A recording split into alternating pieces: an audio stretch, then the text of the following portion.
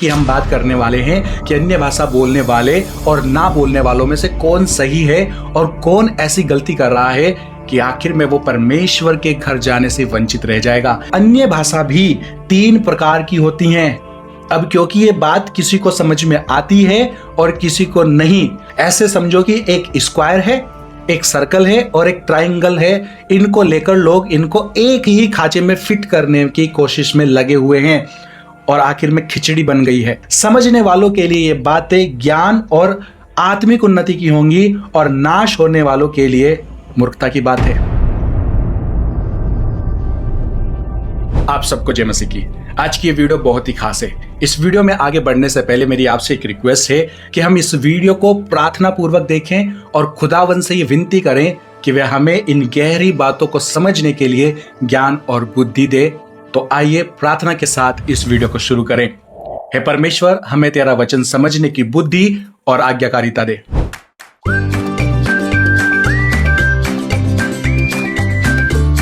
WTL जो कि एक इंडिपेंडेंट मसीह मीडिया है, जहां पर आप मसीह न्यूज, बाइबल सवाल जवाब और संडे सर्विस से जुड़ सकते हैं। और अगर आप हमारी इस इंडिपेंडेंट मसीह मीडिया को सपोर्ट करना चाहते हैं तो आप हमें ज्वाइन भी कर सकते हैं या डिस्क्रिप्शन में दिए गए नंबर पर गूगल पे भी कर सकते हैं। आप जानते ही हैं कि मसीह मीडिया को कोई स्पॉन्सर या रेवेन्यू जनरेट नहीं हो पाता है। ऐसे में अगर आप चाहते हैं कि हम मसीह लोगों के लिए एक ईमानदार सेविकाई करते रहें तो आप हमारी सपोर्ट बन सकते हैं। may God bless you and your family।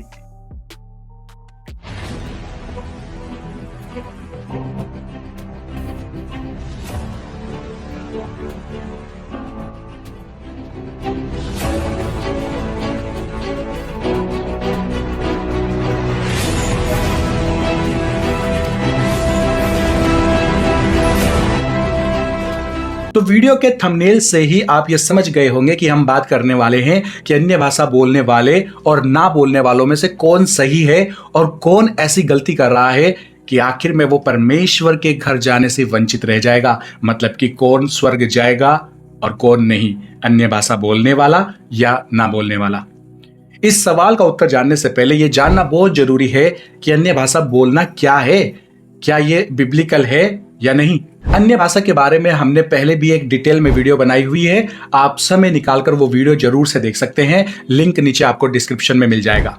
फिलहाल शॉर्ट में समझते हैं कि आखिर सारा मामला क्या है। बाइबल में अन्य भाषा में बोलने, स्पीकिंग इन टंग्स का मतलब एक आत्मिक वरदान, एक स्पिरिचुअल गिफ्ट है जो पवित्र आत्मा से प्राप्त होता है। इसे ग्रीक भाषा में ग्लोसोलेलिया कहा जाता है और ये भी पवित्र आत्मा के बाकी वरदानों जैसा ही एक वरदान है, ना तो छोटा ना बड़ा। अगर किसी को अन्य भाषा का दान मिला है तो इसका ये मतलब बिल्कुल भी नहीं है कि वो व्यक्ति या पास्टर किसी अन्य विश्वासी से खास या ज्यादा पवित्र है या परमेश्वर उससे ज्यादा बात करते हैं। नहीं, ऐसा कुछ भी नहीं है। परमेश्वर के लिए सब खास हैं और वो सबसे समान प्रेम करते हैं।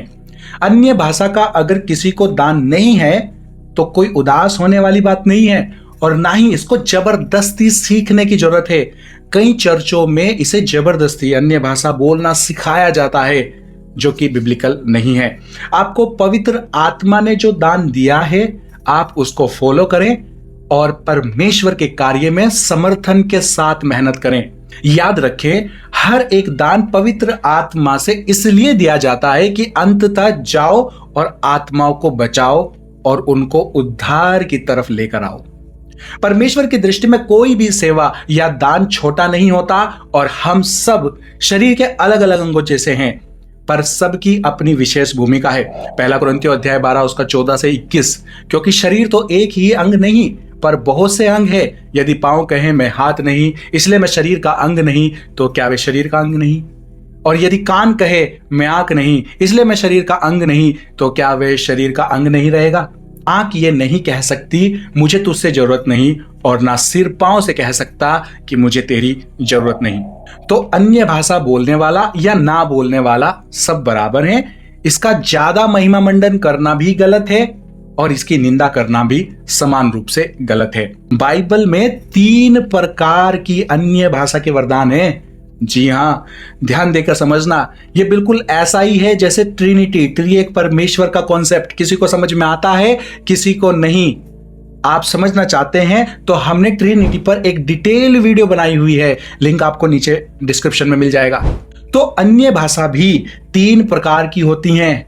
अब क्योंकि ये बात किसी को समझ में आती है और किसी को नहीं, तो जिसको जो समझ में आ रहा है वो उसको उस हिसाब से बता रहा है। ऐसे समझो कि एक स्क्वायर है, एक सर्कल है और एक ट्राइंगल है। इनको लेकर लोग इनको एक ही खांचे में फिट करने की कोशिश में लगे हुए हैं और आखिर में खिचड़ी बन गई है। तो आइए आज इस खिचड़ी को ठीक करने की कोशिश करते हैं। समझने वालों के लिए ये बातें ज्ञान और आत्मिक उन्नति की होंगी और नाश होने वालों के लिए मूर्खता की बात है। नंबर 1, अन्य भाषा एक असली संसार की भाषा है। यस, प्रेरितों के काम अध्याय 2 के 1 से 4 में पेंताकुस्त के दिन जब पवित्र आत्मा प्रेरितों पर उतरा, वे सब पवित्र आत्मा से भर गए और अन्य अन्य भाषा में बोलने लगे, जैसा आत्मा ने उन्हें बोलने के लिए प्रेरित किया।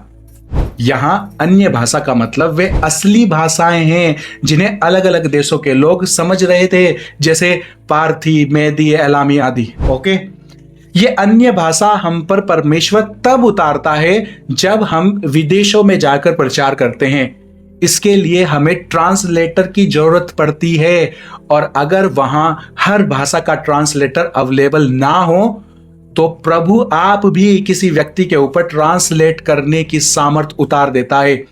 एक सभा में मेरे साथ भी ऐसा हुआ था। एक ब्रिटेन से एक प्रचारक आए हुए थे और उनके साथ उनका ट्रांसलेटर नहीं आ पाया किसी कारण से, और उस मीटिंग में कोई भी ट्रांसलेट करने वाला नहीं था। तो उस दिन वो मीटिंग कैंसिल होने वाली थी। तो मैंने उनसे कहा कि मैं आपके देखो एक्सेंट को तो पकड़ नहीं पाता और ना ही मेरी इंग्लिश इतनी अच्छी है, पर फिर भी मैं ट्राई करता हूं। एंड बाय गॉड ग्रेस उस पल आत्मा में भरकर सब कुछ हो गया। मीटिंग बहुत अच्छी रही, सभी ने विश्वास में उन्नति पाई। तो ये सच है, पवित्र आत्मा अन्य भाषा का अर्थ प्रकट कर देता है और अनाड़ी को भी बुलवा देता है। और ऐसे समय में अन्य भाषा उतरे तो वो 2 या 3 लोगों को अर्थ भी बताती है। This is very true. Number 2, अन्य भाषा एक स्वर्गीय भाषा है। Yes, true. पहला कुरिन्थियों अध्याय 12 से 14 में पौलुस ने बताया कि अन्य भाषाओं में बोलना एक आत्मिक वरदान है, स्पिरिचुअल गिफ्ट है, लेकिन उसका उद्देश्य क्या है? कलीसिया की उन्नति और ईश्वर की महिमा होना। अन्य भाषा बोलना एक आत्मिक भाषा, एक स्वर्गीय, एक रहस्यमयी भाषा भी है। ऐसी भाषा जो मनुष्य नहीं समझता पर आत्मा परमेश्वर से बात करती है। पहला कुरिन्थियों अध्याय 14 उसके 2 में, क्योंकि जो अन्य भाषा में बातें करता है वे मनुष्यों से नहीं परंतु परमेश्वर से बातें करता है, इसलिए कि उसकी कोई नहीं समझता, क्योंकि वे भेद की बातें आत्मा में होकर बोलता है। इस अन्य भाषा में हम परमेश्वर से और परमेश्वर हमसे बात करता है। ये समझने की जरूरत है कि ये वाली अन्य भाषा कब और कहां परमेश्वर इस्तेमाल करता है। जब आप किसी विदेशी भाषा वाले लोगों के बीच में नहीं होते, बल्कि अपनी भाषा बोलने वालों के लोगों के बीच में होते हैं, जैसे अपनी चर्च में या किसी वार्षिक बड़ी मीटिंग में 1000 लोगों के बीच में। ऐसे समय में अन्य भाषा का दान आपके ऊपर उतर आ सकता है और ये किसी पे भी आ उतरेगी। जरूरी नहीं है कि ये सिर्फ पास्टर पर या पास्टर की वाइफ पर ही आए। अगर पास्टर पर ना उतरे तो कोई बड़ी बात नहीं, इसमें पास्टर को बुरा नहीं मानना चाहिए। यह आपके चर्च के किसी कमजोर विश्वासी पर भी आ सकता है, पर चर्च के बीच में जब अन्य भाषा मिले तो इसका सिर्फ एक ही मतलब है, परमेश्वर उस चर्च की उन्नति करने वाला है। यानी कि ये पास्टर के लिए तो खुशी की बात होनी चाहिए कि उस कमजोर से विश्वासी को प्रभु आपकी चर्च की उन्नति के लिए इस्तेमाल कर रहा है। पर इस समय ना तो वो व्यक्ति इस बात का घमंड करे कि उसके पास अन्य भाषा आई है तो वो बाकी से स्पेशल बन गया है, और ना ही कोई और ये सोचे कि बाकी सब बेकार हैं। अन्य भाषा का इन सब बातों से कोई संबंध नहीं है। दूसरी बात, जब चर्च की उन्नति के लिए अन्य भाषा मिले तो हो सकता है कि उसका अर्थ भी परमेश्वर प्रकट करे और कोई उसका अर्थ बता सके, तो वेरी गुड। पर जरूरी नहीं है कि हर बार अर्थ कोई बताए ही। No, not compulsory. ऐसे में संत पौलुस कहते हैं कि जो अन्य भाषा में बोल रहा है वो चुपचाप बोलता रहे, बिना चर्च को डिस्टर्ब करे। जब तक उसको अन्य भाषा में बोलना है उसको बोलने दो। उसको चुपचाप मन मन में बोलने दो, कोई भी उसको ना रोके ना टोके और ना ही कहे कि ये शैतान की ओर से मिली भाषा बोल रहा है। नो। और अगर वो चर्च को डिस्टर्ब नहीं कर रहा है तो उसको अर्थ बताने की जरूरत भी नहीं है, ये बस होने दो ताकि उस चर्च की उन्नति हो सके। पहला कुरिन्थियों अध्याय 14 उसका 28। परंतु यदि अनुवाद करने वाला ना हो तो अन्य भाषा बोलने वाला कलीसिया में शांत रहे और अपने मन से और परमेश्वर से बातें करे। अन्य भाषा का दान सब चर्च में परमेश्वर उतारता है क्योंकि इससे कलीसिया की उन्नति होती है। इसे पढ़े, पहली कुरिन्थियों अध्याय 14 उसका 12। इसलिए तुम भी जब आत्मिक वरदानों की धुन में हो तो ऐसा प्रयत्न करो कि तुम्हारे वरदानों की उन्नति से कलीसिया की उन्नति हो। चर्च में ये अन्य भाषा ज्यादातर प्रार्थना या आराधना के समय उतरता है। इसको होने दें, इसको कोई ना रोके, लेकिन इसको लेके कुछ सावधानी और चेतावनी भी है जो पौलुस हमें बताते हैं। नंबर 1, चर्च में प्रचार के बीच में अन्य भाषा ना बोलें। पहला कुरिन्थियों अध्याय 14 उसका 9 से 19। यदि तुम मुंह से ऐसी बातें कहो जो समझ में ना आए तो बोलने का क्या लाभ। मैं कलीसिया में 5 बातें बुद्धि से बोलना अधिक पसंद करूंगा बजाय इसके कि 10,000 बातें अन्य भाषा में कहूं। तो ये जितने भी पास्टर प्रचार के बीच में आबा शबा करते हैं तो वे नादान हैं या किसी दुष्ट आत्मा के प्रभाव में है, इसके बारे में हम आगे बात करेंगे। नंबर 2, किसी को चंगा करते समय अन्य भाषा ना बोलें। पहला कुरिन्थियों अध्याय 14 उसका 40। पर सारी बातें सभ्यता और कर्मानुसार की जाएं। Let all things be done decently and in order.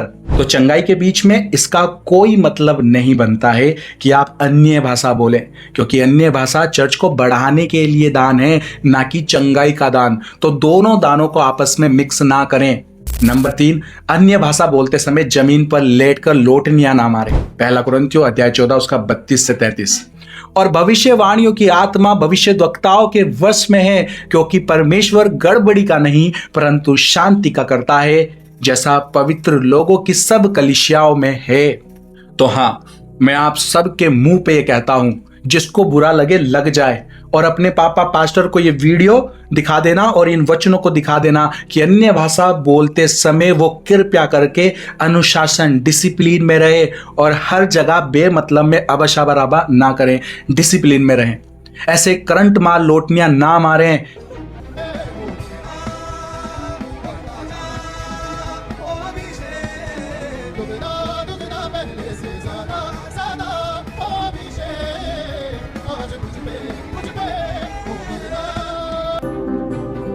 आत्मा हमारे बीच हो विराजमान आज तू।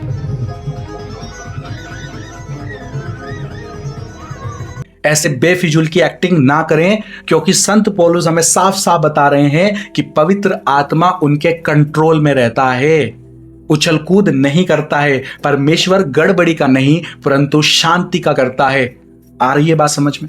अन्य भाषा बोलनी है चर्च में तो आराधना के समय बोलो, प्रार्थना के समय बोलो, कोई दिक्कत वाली बात नहीं है। शांत रहकर मन मन में अन्य भाषा में जितनी मर्जी उतनी प्रार्थना करो। और सुन लो, ये जो बोलते रहते हैं अन्य भाषा का अर्थ बताओ करते रहते हैं, जो ओवर स्मार्ट पास्टर हैं, वो ये जान लें कि हर बार अर्थ बताना जरूरी नहीं है। चुपचाप अन्य भाषा में बोलकर भी चर्च की उन्नति की जा सकती है।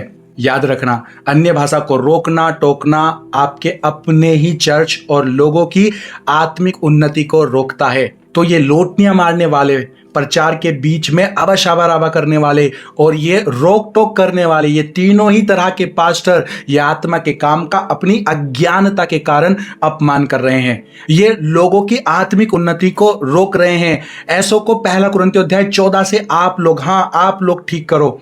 और अगर ये नहीं सुधरते हैं तो इनको सुनना बंद करो, इनके चर्च में जाना बंद करो। ये सब आत्मा का अपमान करते हैं और आप भी इनके सहभागी हो, क्योंकि आप इनको करेक्ट नहीं करते, बस हाँ में हाँ करते रहते हो।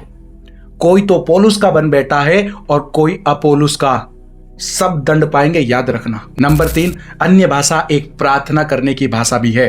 अगर आप चाहते हैं कि मसीह में मेरा जीवन बदले और मैं मसीह के स्वरूप में ढलता जाऊं, तो अन्य भाषा को अपनी निजी प्रार्थना की भाषा भी बनाइए। अन्य भाषा में प्रार्थना करना आपके और परमेश्वर के बीच आत्मिक संवाद है और आपकी पर्सनल निजी आराधना में यह बहुत जरूरी होता है। पहला कुरिन्थियों अध्याय 14 उसका 4, जो अन्य भाषा में बोलता है वह स्वयं की उन्नति करता है। जब आप अपने बंद कमरे में बैठकर अन्य भाषा में प्रार्थना करते हैं तो यह आपकी आत्मा को उभारता है, विश्वास को बढ़ाता है और गहरे स्तर की प्रार्थना में ले जाता है जो परमेश्वर के साथ आत्मिक संवाद होता है। तो अगर आप चाहते हैं कि आपकी आत्मिक उन्नति हो, आपके अंदर परमेश्वर का प्रेम, उसका अनुग्रह और सामर्थ्य आए, तो अन्य भाषा में आप प्रार्थना कर सकते हैं अपने बंद कमरे में बैठकर। अन्य भाषा में की जाने वाली व्यक्तिगत प्रार्थना उपवास और आराधना के समय एक अद्भुत वरदान है। उम्मीद है आप ये समझ पाए होंगे कि अन्य भाषा 3 तरह से काम करती है। एक, वहां पर जहां विदेशी भाषा यानी गैर भाषा बोलने वाले लोग उपस्थित होते हैं, इस समय ट्रांसलेटर अनुवाद करने वाला कंपलसरी है। 2, आपके चर्च में जब प्रार्थना या आराधना चल रही हो पर प्रचार के बीच में या चंगाई सभा में ना करें। ऐसे समय में ट्रांसलेटर, आपके चर्च में जब प्रार्थना आराधना चल रही होती है, ऐसे समय में ट्रांसलेटर कंपलसरी नहीं है। हो तो बहुत अच्छी बात है और ना हो तो कोई दिक्कत वाली बात नहीं है। शांत रहकर अन्य भाषा में प्रार्थना करें। 3, आपके बंद कमरे में जब आप उपवास रखते हैं या गहरी प्रार्थना में होते हैं तब अन्य भाषा में प्रार्थना कर सकते हैं, अन्य भाषा में बोल सकते हैं। ऐसे समय में भी ट्रांसलेटर की कोई जरूरत नहीं है। अब एक बात जो कि चेतावनी है, इसको ध्यान से समझे। बाइबल हमें ये बताती है कि शैतान स्वर्गदूतों का रूप धारण कर लेते हैं और आत्मा के वरदानों की नकल भी करते हैं। 2 कुरिन्थियों अध्याय 11 उसका 14 से 15। और ये कुछ आश्चर्य की बात नहीं, क्योंकि शैतान भी अपने आप को ज्योतिर्मय स्वर्गदूतों का रूप देता है। मत्ती अध्याय 24 उसके 24 में, क्योंकि झूठे मसीह और झूठे भविष्यवक्ता उठ खड़े होंगे और ऐसे बड़े बड़े चिन्ह और चमत्कार दिखाएंगे कि यदि हो सके तो चुने हुए लोगों को भी भ्रमित कर दे। तो एक सच्चाई यह भी है कि कुछ पास्टर्स, प्रोफेट्स और अपोस्टल्स आत्मा के वरदानों को पकड़कर उनका महिमा मंडन शुरू कर देते हैं। कोई चंगाई का महिमा मंडन कर रहा है, कोई अन्य भाषा का महिमा मंडन कर रहा है, तो कोई प्रचार और टीचिंग का महिमा मंडन कर रहा है। किसी भी रूप से किसी भी वरदान का महिमा मंडन करना गलत है। यह बाइबल की शिक्षा के विरुद्ध बात है। जो भी पास्टर या चर्च पवित्र आत्मा के वरदानों का महिमा मंडन करेगा वो धीरे धीरे शैतान के हाथों में खुद को और अपनी चर्च को दे देगा और उसके बाद उसकी चर्च में शैतान के दूत नकली वरदानों से लोगों को भरमाएंगे। ऐसी चर्च में भीड़ तो बहुत आएगी पर लोगों का जीवन पवित्र नहीं होगा। उनके मुंह से प्रेम और नम्रता नहीं निकलेगी। उस चर्च के लोग संसार की सफलता के पीछे चलेंगे और अंत में नाश हो जाएंगे। मरकुस अध्याय 8 उसका 36, यदि मनुष्य सारी दुनिया को प्राप्त कर ले और अपने प्राण की हानि उठाए तो उसे क्या लाभ होगा। अगर कोई व्यक्ति संसार की सारी दौलत, शोहरत और सफलता भी पाले लेकिन अंततः अपनी आत्मा को खो दे, यानी वह परमेश्वर से दूर हो जाए, तो वह सब कुछ व्यर्थ हो जाएगा। अनंत जीवन की तुलना में, उसके कंपैरिजन में सांसारिक वस्तुएं, सांसारिक सफलताएं बस पल भर की हैं और बाकी सब आखिर में व्यर्थ है। अब ऐसे में आप क्या करें? आप सबसे पहले बाइबल को पढ़ें, अन्य भाषा को बोलें लेकिन अनुशासन के साथ फॉलो करें। ध्यान रखें कि यह दान सिर्फ आपकी उन्नति, आत्मिक उन्नति के लिए है और चर्च की उन्नति के लिए दिया गया है। इसको चंगाई के दान के साथ मिक्स ना करें। ना ही इससे यह साबित होता है कि अन्य भाषा बोलने वाला व्यक्ति किसी अन्य विश्वासी से खास या स्पेशल है। ना ही इसे जबरदस्ती अन्य भाषा सीखने की प्रैक्टिस करें। जब परमेश्वर जिसको चाहता है उसको अन्य भाषा दे देता है ताकि चर्च की उन्नति हो। जब आप उपवास करें तो घर में अकेले में बैठ के अन्य भाषा में प्रार्थना करने की प्रभु से विनती करें। वो आपको जरूर इस्तेमाल करेगा।